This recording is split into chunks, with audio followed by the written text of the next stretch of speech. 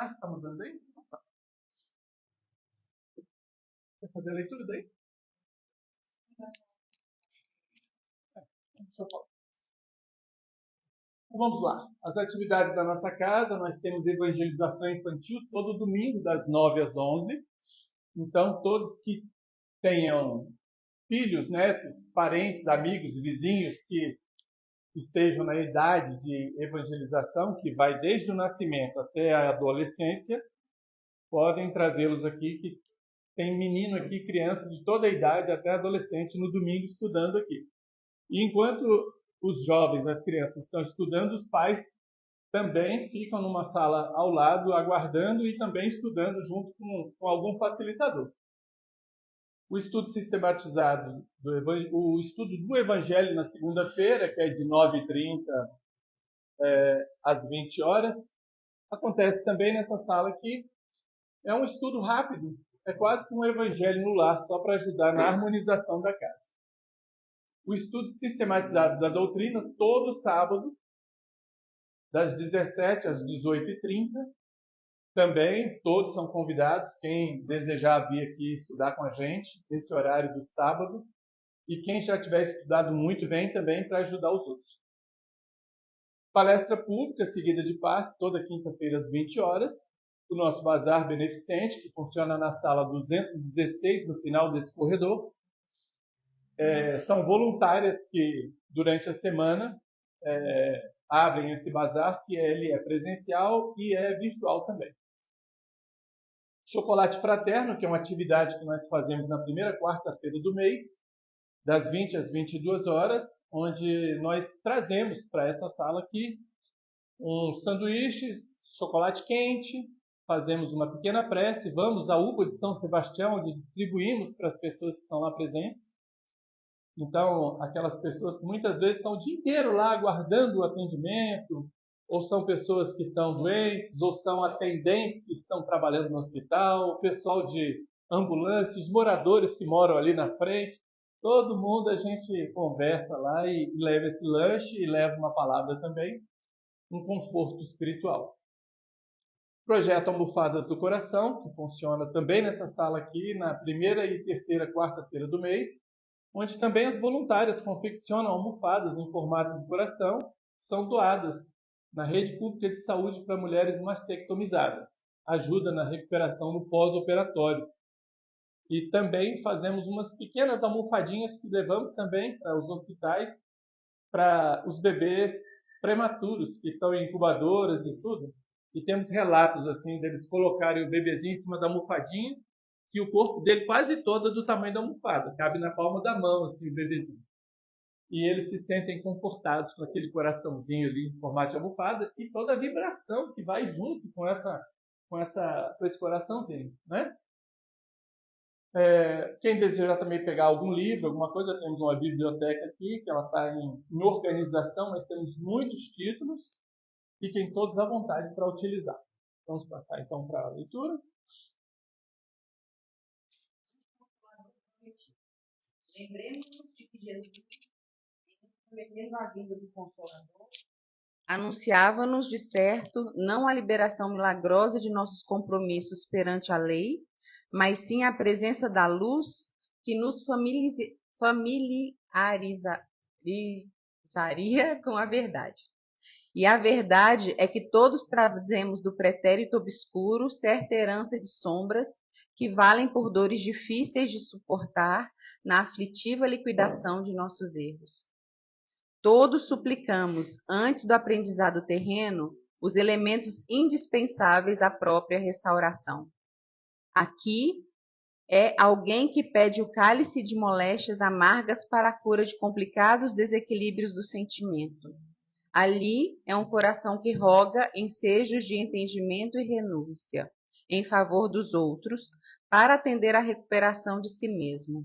Enquanto que, mais além, há criaturas que imploram o reencontro com rudes adversários no reduto doméstico, irmãos que insistem por deter provas ásperas no campo social em que sofrerão, de retorno, as ondas de crueldade que arrojaram de si no culto ominoso do egoísmo e da vaidade. Todavia, quando no plano físico, recebendo os recursos porque suspiram, tocam a desvairar-se na inconformação e no desespero, recusando, desorientados, o remédio que disputaram a benefício da própria vida. Temos, no entanto, a atualidade da Terra, por acréscimo da misericórdia divina, o grande explicador no espiritismo cristão, que nos consola e esclarece, descortinando-nos a causa das aflições que nos ferem, descerra-nos horizontes sempre mais belos, para que não nos percamos no vale da indecisão. Assim como o lavrador recebe o arado para rasgar abençoado sulco no solo, tanto quanto o aprendiz recolhe a lição para aproveitá-la, saibamos encontrar na fé que nos ampara a força necessária para a justa solução de nossas dívidas, a fim de que tracemos renovado caminho que nos conduza em paz à vitória da luz. Mensagem do livro Linha 200, de Emmanuel, por Francisco Cândido Xavier.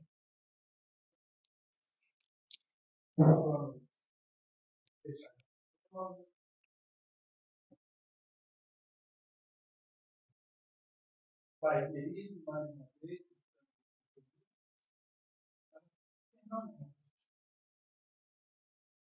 conversar sobre esse consolador pelo nosso irmão. Agradecemos, Pai. Agradecemos, Pai, por esta oportunidade de estarmos aqui. Agradecemos por esta casa que nos acolhe, por toda a espiritualidade amiga que está sempre conosco, nossos queridos mentores. Pedimos, Pai, que todos sejam fortalecidos, para que possamos estar sempre bem assistidos, intuídos para o nosso crescimento, para o nosso bem. E assim, Pai amado, na certeza de que somos sempre amparados, pedimos sua permissão para darmos início à primeira parte dos trabalhos da noite de hoje, dando graças a Deus. Que assim seja.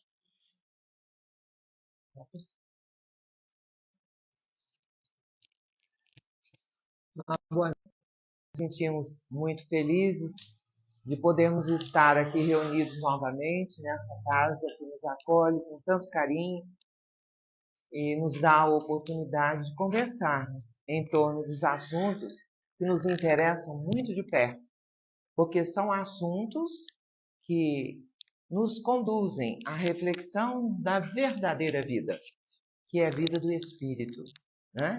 É claro que nós vivemos num mundo material, mas estamos aqui experimentando oportunidades, situações em que podemos crescer.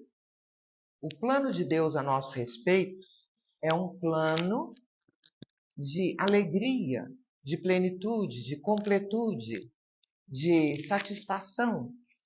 O plano de Deus a nosso respeito é nos amparar, é nos oferecer oportunidades de crescimento. E Ele conta com os nossos próprios atributos, aqueles atributos que Ele nos concedeu, de pensar, de raciocinar, de escolher, de definir o nosso próprio caminho, de descobrir na prática, na aplicação da lei divina, o recurso mais precioso para caminharmos com leveza pela vida, com menos sofrimento, com mais alegria, favorecendo a nós próprios no sentido de nos autoiluminarmos. E para que isso aconteça, é preciso que a gente frequente o nosso endereço íntimo. Procure conhecer melhor quem somos, de onde viemos, por que estamos aqui, a quem que nós vamos prestar contas. E isso tudo nós podemos, então, nesse tempo de hoje, alcançar o significado, porque já temos a nosso favor o Consolador prometido por Jesus. Antes do Consolador, nós não tínhamos equipamentos, instrumentalização para penetrarmos o sentido até das parábolas, dos ensinos de Jesus com profundidade. Nós muitas vezes embrenhávamos na ilusão da matéria, na busca do ouro, das vantagens. Esquecíamos de cultivar a nossa parte mais importante, que é a parte espiritual. Nós muitas vezes no passado nos entregamos à crença da magia, da superstição e do dogmatismo, do fanatismo e nos distanciamos do verdadeiro sentido da vida. Porque o propósito que a vida traz é um propósito claro, muito bem definido. Aqui estamos de novo para crescermos em sabedoria, para aprendermos a amar melhor. Esse é o propósito da vida. E como é que a gente realiza esse propósito? Nós buscamos realizar esse propósito utilizando os nossos próprios potenciais, colaborando com a fraternidade humana, colaborando com o estado mental dessa sociedade que nos está em torno, em volta de nós. Como é que se faz isso? Com a nossa postura, com o nosso entendimento, com a aplicação nossa em relação às leis divinas. Porque sabemos que Jesus veio para trazer para nós esse entendimento.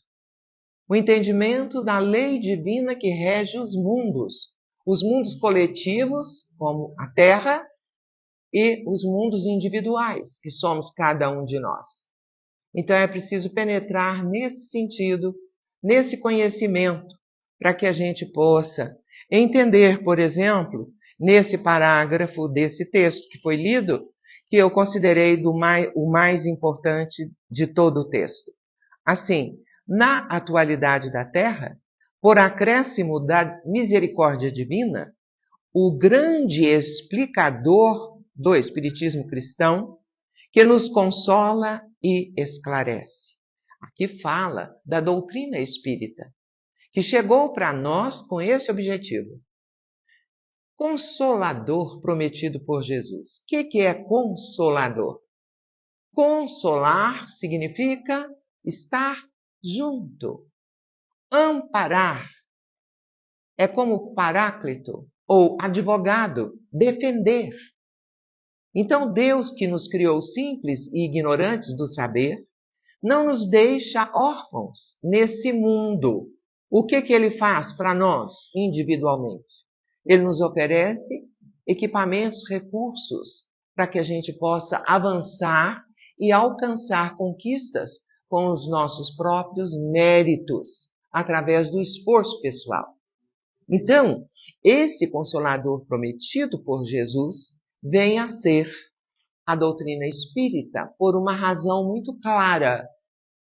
A doutrina espírita trabalhada tanto pela espiritualidade, vários espíritos, várias entidades se juntaram para realizarem esse grande evento, essa grande realização, que é a elaboração de uma doutrina que vem a ser o cristianismo moderno dos tempos de hoje, desvestido da magia, desvestido da superstição, desvestido das alterações pelas quais o Evangelho passou no decorrer dos séculos.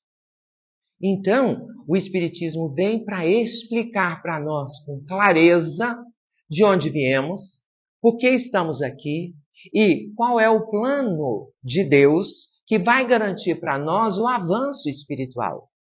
Porque não adianta só nascer e viver aqui uma experiência.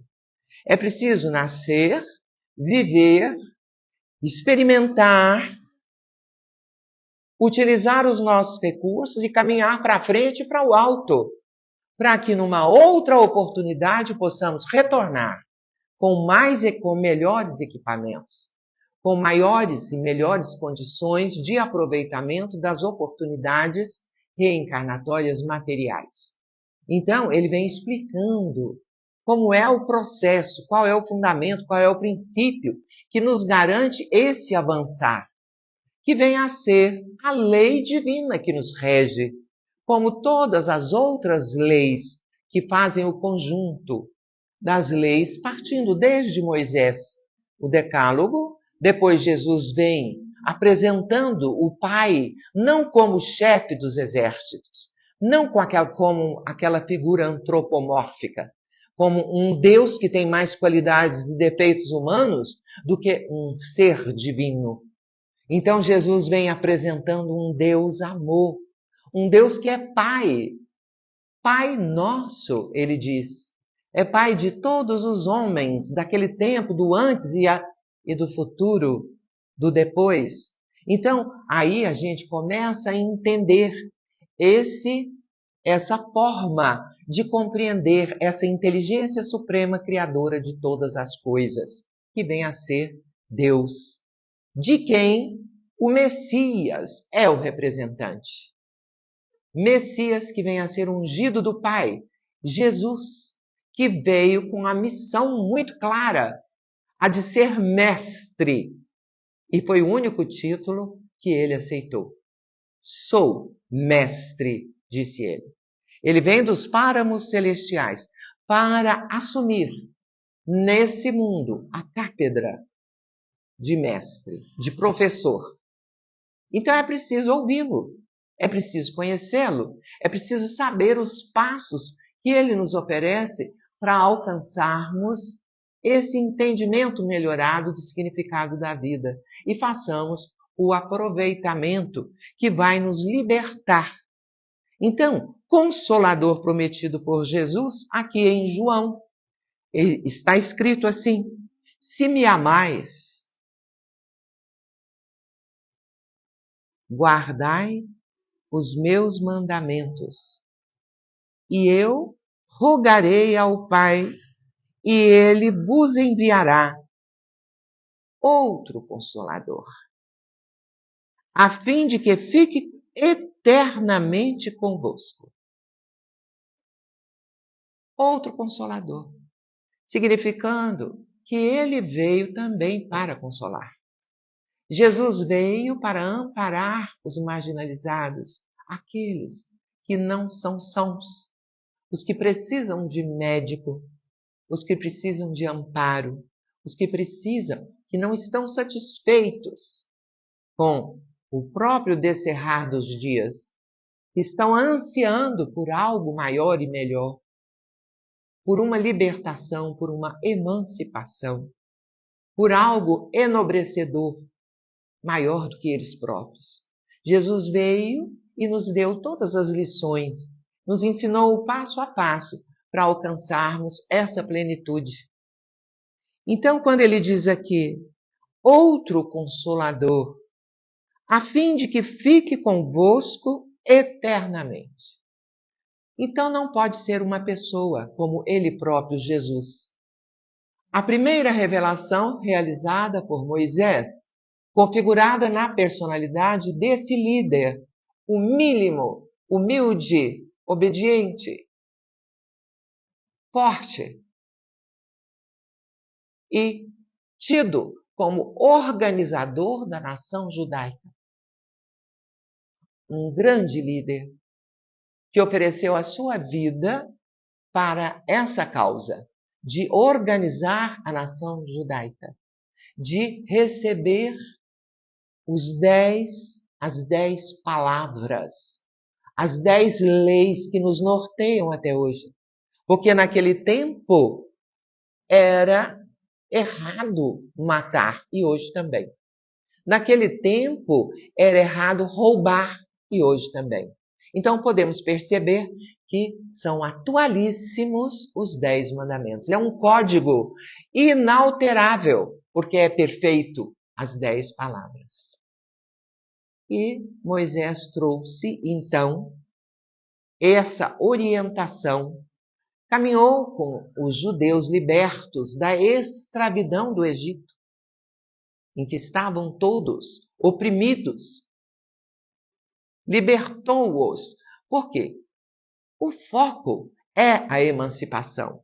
O foco da nossa existência é a libertação de tudo aquilo que nos atrasa, de todas as amarras que nos trazem para trás, que nos mediocrizam, que nos fazem medíocres, pequenos, porque Deus nos vê com aquela chama dele próprio.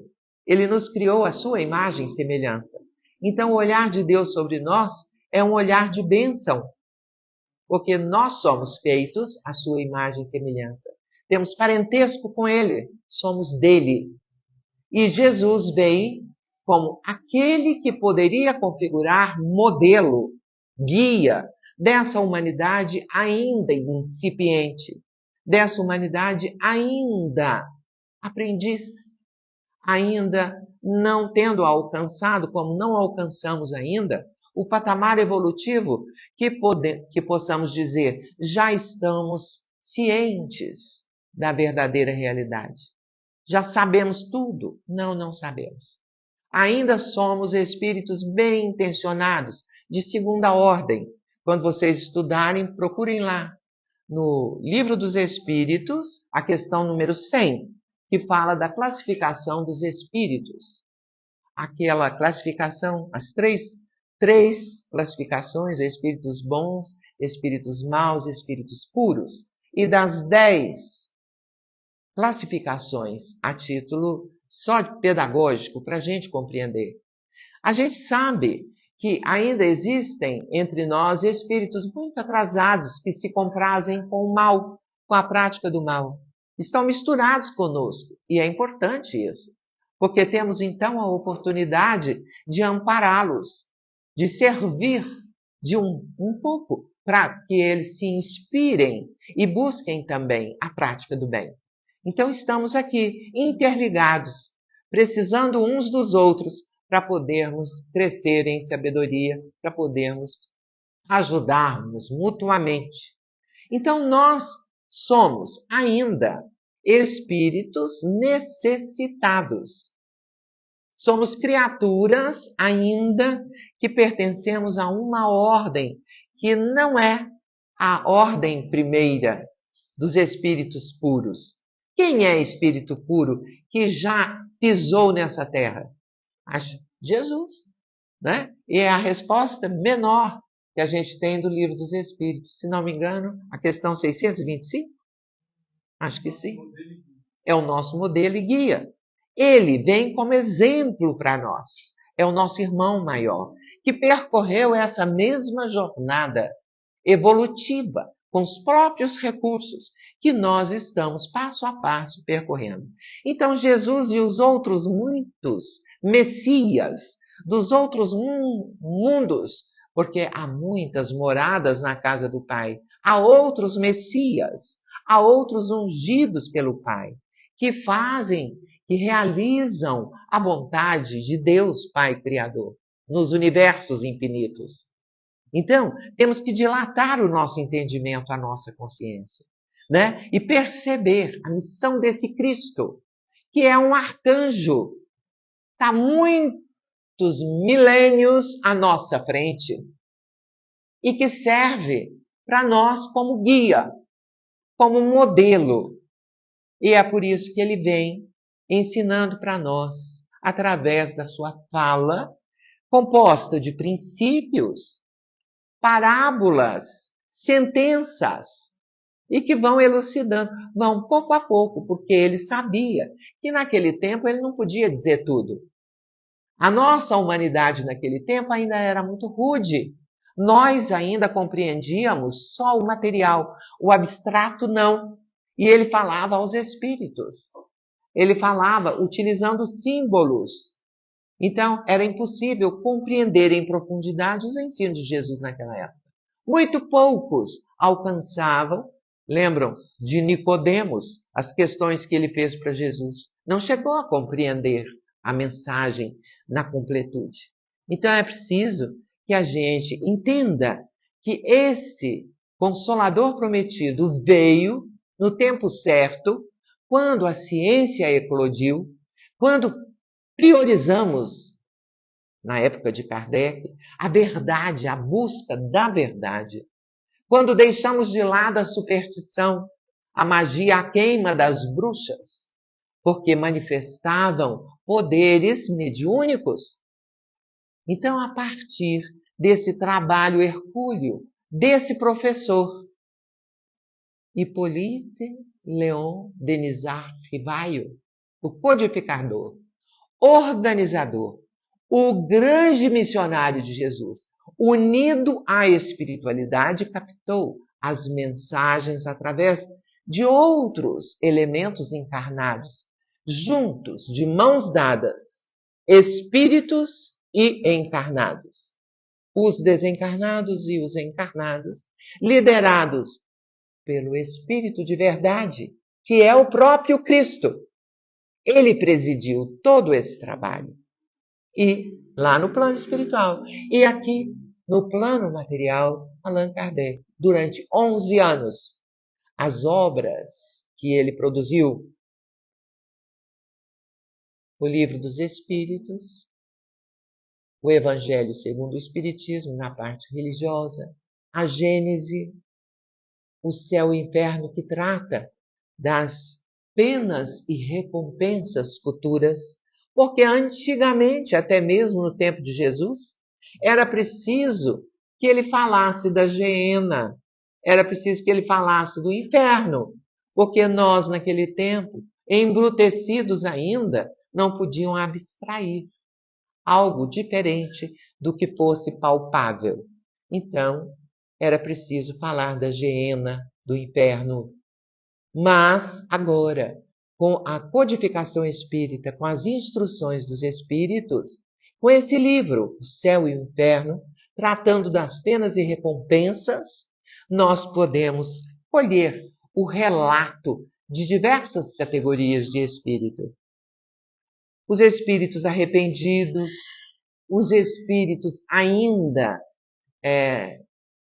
que se comprazem com o mal, os espíritos já a caminho da libertação completa, aqueles espíritos felizes. Então, há depoimentos em que eles relatam o seu sofrimento ou a sua felicidade no plano espiritual. Né?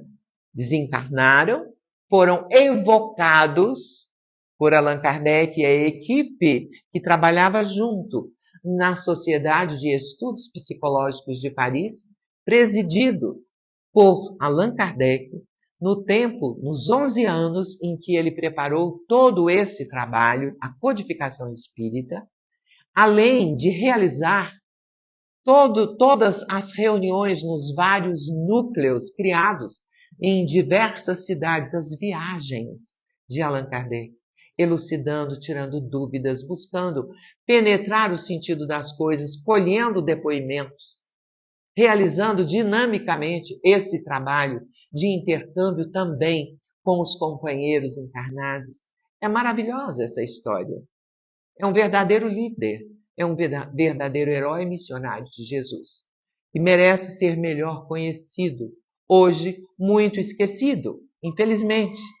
Hoje, a nossa doutrina espírita se distancia da fonte, quando fica presa apenas a outro tipo de literatura chamada complementar. Mas o que realmente é importante é que a gente desperte para a necessidade de buscar na fonte. E a fonte é Livro dos Espíritos, Evangelho segundo o Espiritismo, O Céu e o Inferno, a Gênese e obras póstumas. Ainda tem outro que eu esqueci, qual é? Livro dos Médiuns, que trata de toda a fenomenologia, né? Desse intercâmbio material, esse canal que é uma prerrogativa nossa de seres humanos. Deus nos dotou, quando nos criou, com a prerrogativa de comunicarmos-nos com eles, com Ele próprio. Sem intermediário, podemos falar com o Pai. Né? Podemos falar com o seu parente próximo, o seu amor, que já desencarnou, você continua por aqui, mas podemos estar relacionados em pensamento, ou através da mediunidade onírica, do sonho, né? Encontrar com seres queridos. receber uma mensagem dizendo como é que estão se sentindo no plano espiritual ou colher alguma orientação.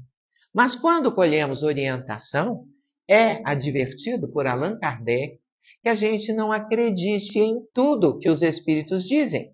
Porque os espíritos que estão no plano espiritual, as pessoas que desencarnaram, podem continuar sendo ainda ignorantes, como foram aqui.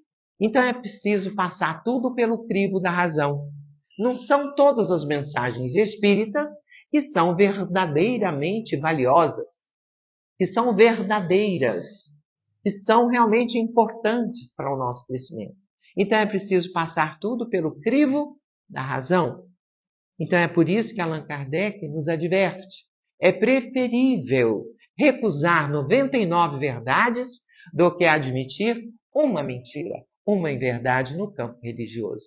Porque isso representa um desserviço para o nosso empenho de divulgar com seriedade uma bênção, como é a bênção do Consolador prometido. Por que Consolador? Porque todos nós sofremos.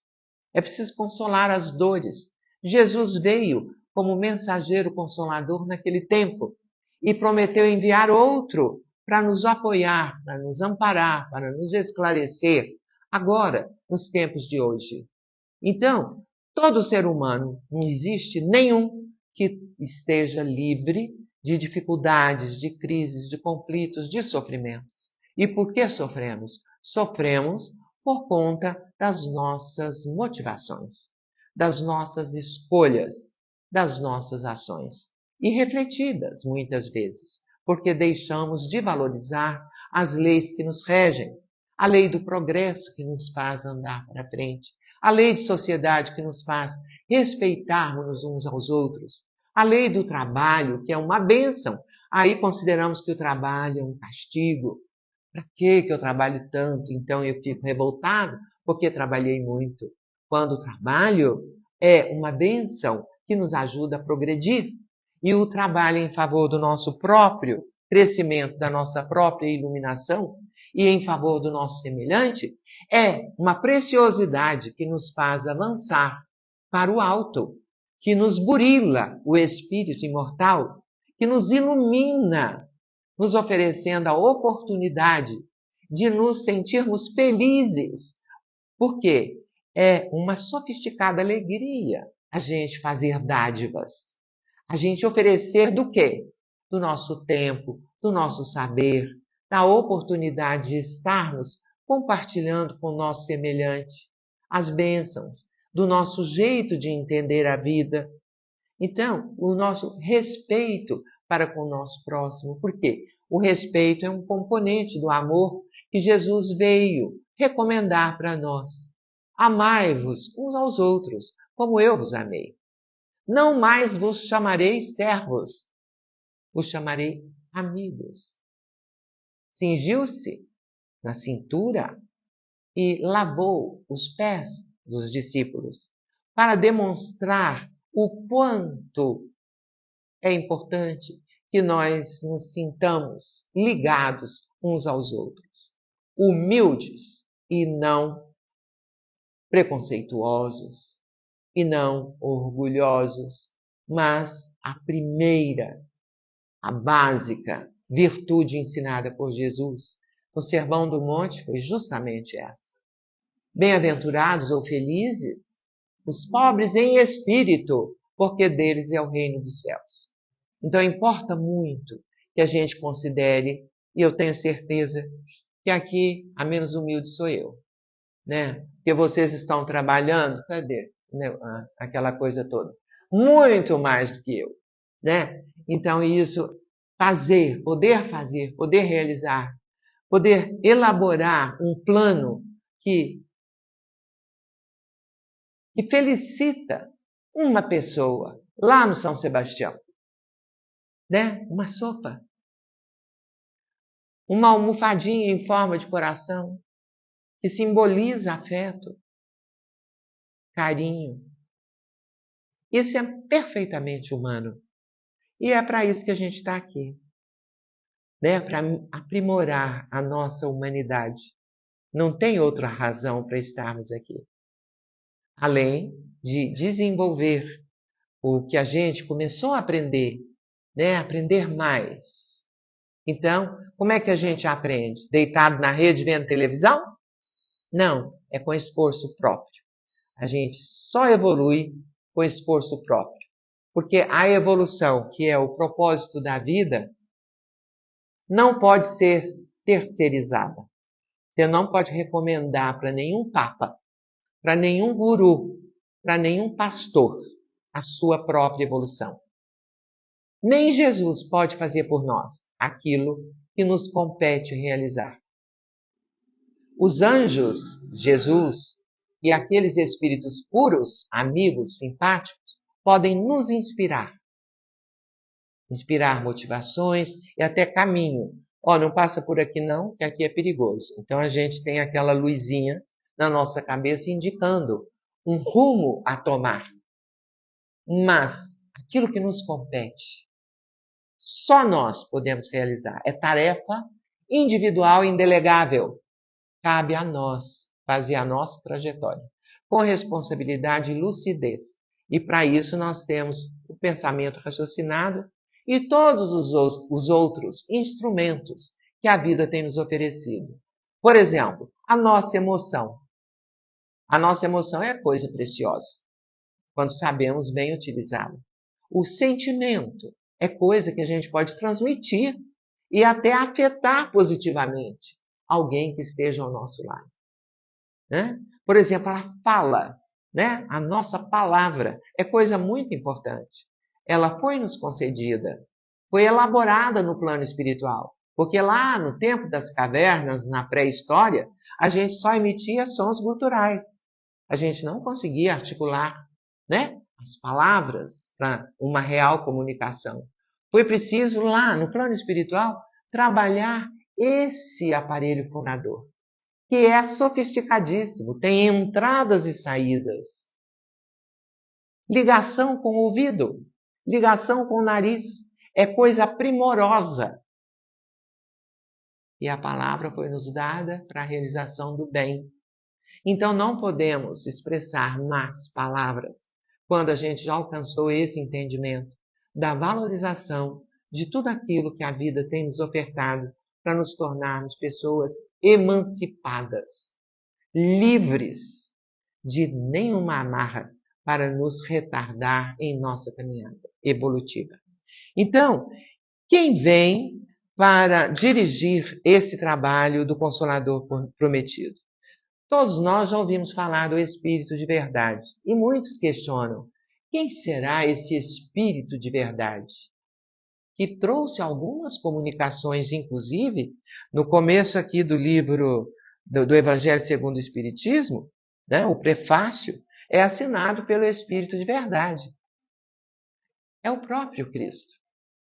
É o próprio Jesus que vem para orientar todo esse processo, todo esse trabalho emancipador da humanidade. O que está escrito no prefácio do Evangelho segundo o Espiritismo, assinado por Espírito de Verdade? Assim, ele revelando que os Espíritos do Senhor, que são as virtudes dos céus, qual imenso exército que se movimenta ao receber as ordens do seu comando, espalham-se por toda a superfície da Terra. A Terra é querida por Deus. É a elaboração do próprio Cristo.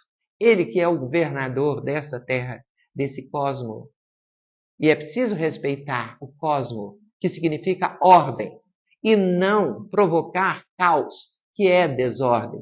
Porque todas as vezes que nós fugimos da prática da lei divina, nós provocamos caos. E o caos traz repercussão negativa na nossa vida, provoca sofrimento e nos obriga a consertar aquilo que nós desviamos da ordem. Então é aí que gera o sofrimento. Por isso que ainda estamos morando numa terra de expiação e provas, porque ainda não somos espíritos emancipados. Ainda temos dívidas a considerar. trabalhos a realizar em nosso próprio favor em primeiro lugar e depois em favor do nosso semelhante. Porque não podemos fazer nada por ninguém se não temos dentro de nós aquele conteúdo a oferecer. Por isso, a primeira tarefa da nossa competência é iluminarmos-nos a nós próprios, frequentando lá dentro de nós. Então, continua o Espírito de verdade aqui, ó. Espalham-se por toda a superfície da terra e, semelhantes a estrelas cadentes, vêm iluminar os caminhos e abrir os olhos aos cegos. Quer dizer, o Espiritismo, a doutrina espírita, o cristianismo redivivo e moderno, o que ele vem fazer? Consolar os que sofrem. Mas não só isso, vem esclarecer também. É por isso que Allan Kardec nos adverte, irmãos, dois são os ensinamentos. O primeiro, mais importante, amai-vos. O segundo, instruí-vos. Porque não há na dimensão elevada nenhum espírito ignorante. Por isso Deus nos concedeu a inteligência, a consciência, os sentimentos, o pensamento raciocinado.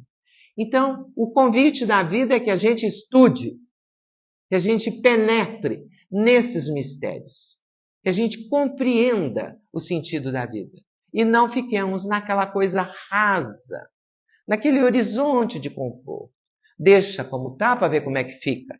Não, o chamamento da vida é que a gente se empenhe, lute, busque se aprimorar e transcender a animalidade que ainda faz parte de nós, né? Quantas vezes somos violentos? Quantas vezes nos entregamos à ira, à mágoa, ao ressentimento? Então é preciso transcender tudo isso e elevarmos. É difícil? Muito. É difícil demais perdoar. E é uma das condições para a elevação, né? Praticar a caridade, que é o slogan, né? A frase principal, o lema principal da doutrina espírita, quando ela diz: fora da caridade não há salvação, não é fora da verdade, é fora da caridade. É fora do amor, não há salvação. Mas como é que Jesus entendia caridade?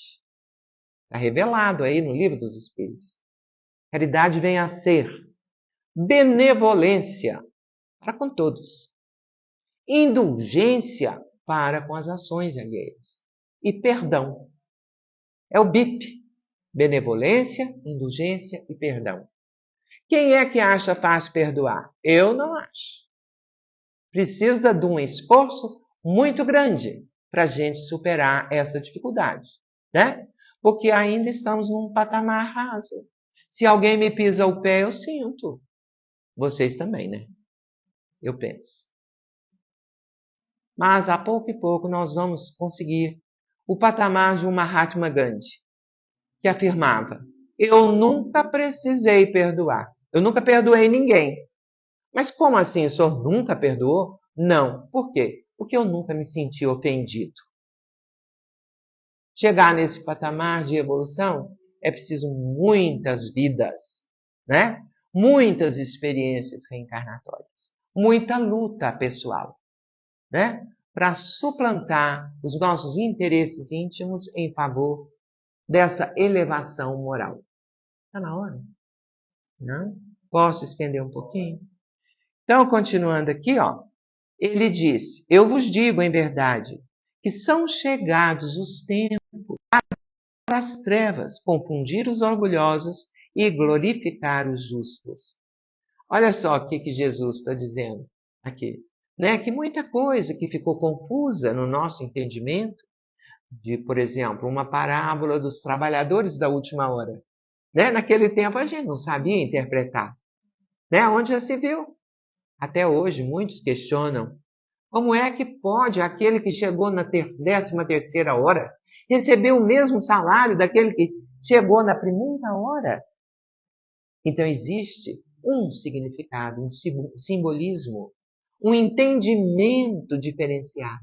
Naquele tempo, Jesus naturalmente esclareceu os próximos, mais próximos, os apóstolos, que talvez pudessem compreender melhor. Mas hoje, com a espiritualidade nos instruindo, é possível a gente penetrar o sentido das coisas. Então ele diz aqui, ó, restabelecidas em seu verdadeiro sentido. Né? Então hoje, por exemplo, nós sabemos que não existe penas eternas. E que Deus não é uma pessoa. Deus é inteligência suprema. A nossa inteligência, o nosso entendimento ainda não alcança Deus, porque nós não podemos interpretá-lo. Sabemos os seus atributos, a sua bondade infinita, a sua sabedoria infinita, a sua onipresença em tudo, o seu poder infinito, mas não sabemos. Não dá para pensar como é esse Deus.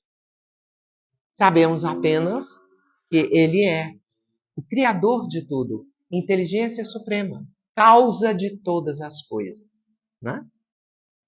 Conforme é definido aqui no Livro dos Espíritos.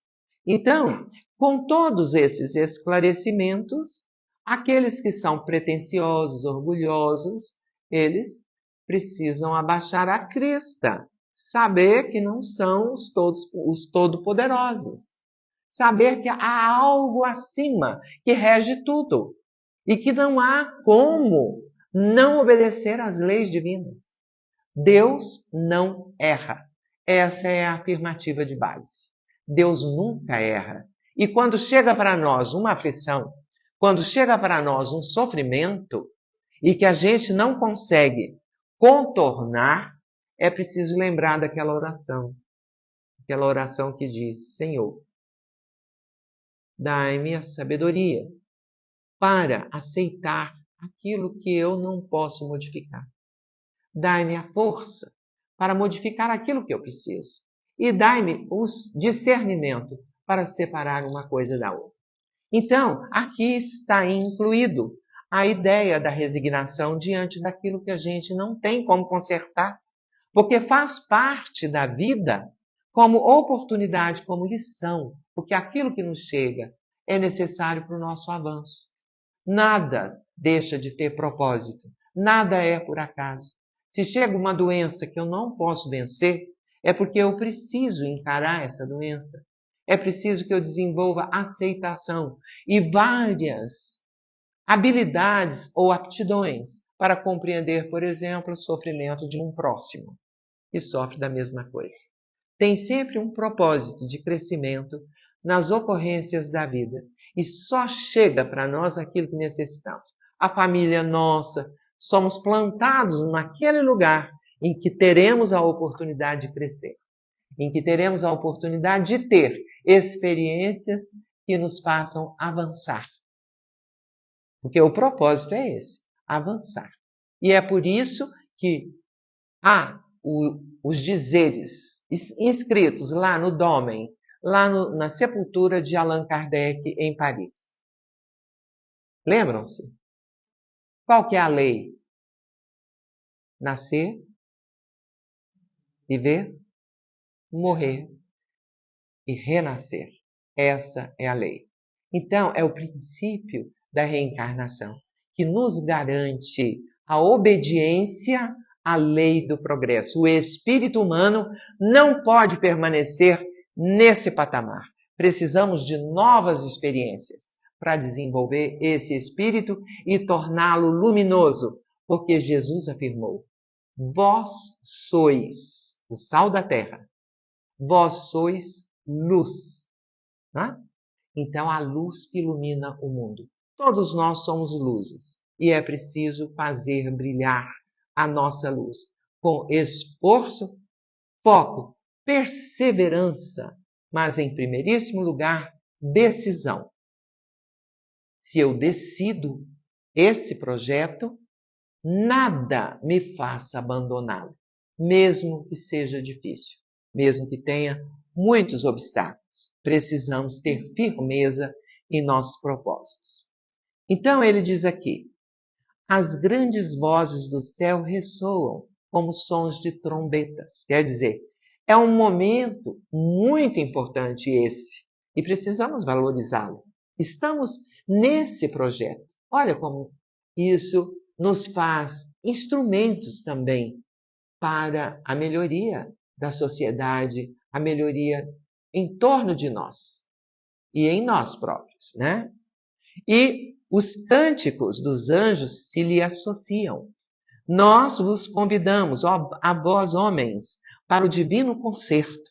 Tomai da lira, fazei uníssonas vossas vozes, e que, no hino sagrado, elas se estendam e repercutam de um extremo a outro do universo. Homens, irmãos, a quem amamos, Jesus nos ama, e isso é consolador. Aqui estamos junto de vós. Amai-vos também uns aos outros e dizei do fundo do coração, fazendo as vontades do Pai que está no céu, Senhor, Senhor. E podereis então entrar no reino dos céus. Ele assina o Espírito de verdade. Então eu acho tudo isso muito bonito.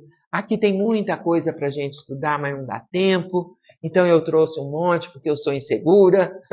Então eu quero sempre achar que pode dar um blé. E aí eu vou recorrer aqui àquilo. Em Gênesis tem a questão número 27, que vocês podem estudar, viu? No próximo estudo. Capítulo 1, a questão 26, 27 e 28, que trata desse assunto. Aqui tem esse folheto que vocês devem conhecer a respeito da conceituação. Deus, Jesus, Kardec, né? Tudo a respeito do que seja a doutrina espírita, o que ela é, o que ela revela, a sua abrangência e os seus ensinos fundamentais, né? A prática mediúnica, né? E o nascer, morrer, renascer ainda e progredir sempre. E eu tinha esquecido de dizer, para finalizar, e Allan Kardec coloca brilhantemente para nós, para o nosso crescimento. Fé, a respeito da nossa fé. Fé inabalável só o é a que pode encarar frente a frente a razão em todas as épocas da humanidade. Então, o que não for racional, nós temos que passar pelo crivo da razão.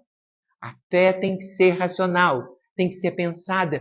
Eu creio porque sei, porque constatei. Então não vamos ser nunca Marias vai com as outras. Vamos praticar essa fé pensada, raciocinada. Em a Gênese, eu já falei onde está, e aqui no Evangelho segundo o Espiritismo, né, tem todo um capítulo que fala do Consolador, do Cristo Consolador, o jugo leve, Consolador prometido, é o capítulo 6. Instrução dos Espíritos, o advento do Espírito de verdade. Então, trata de tudo isso. Mas antes, veja a pedagogia de Kardec, era um mestre mesmo. Ele estabelece no capítulo anterior, capítulo 5º, que é o mais longo de todos os capítulos do Evangelho, bem-aventurados os aflitos. Então, ele fala da justiça das aflições, fala das causas atuais dos sofrimentos e fala das causas anteriores do sofrimento, na vida pregressa e na vida atual. Então, nos situa numa real reflexão a respeito das consequências, né, benéficas ou não, das nossas escolhas. E aqui eu também estudei isso, Consolador Prometido, nessa síntese do estudo sistematizado da doutrina espírita, que é da FEB. Né? Não sei se vocês têm esse conteúdo. Né? Podem estudar durante essa semana para completar o entendimento. Muito obrigada pela atenção de todos.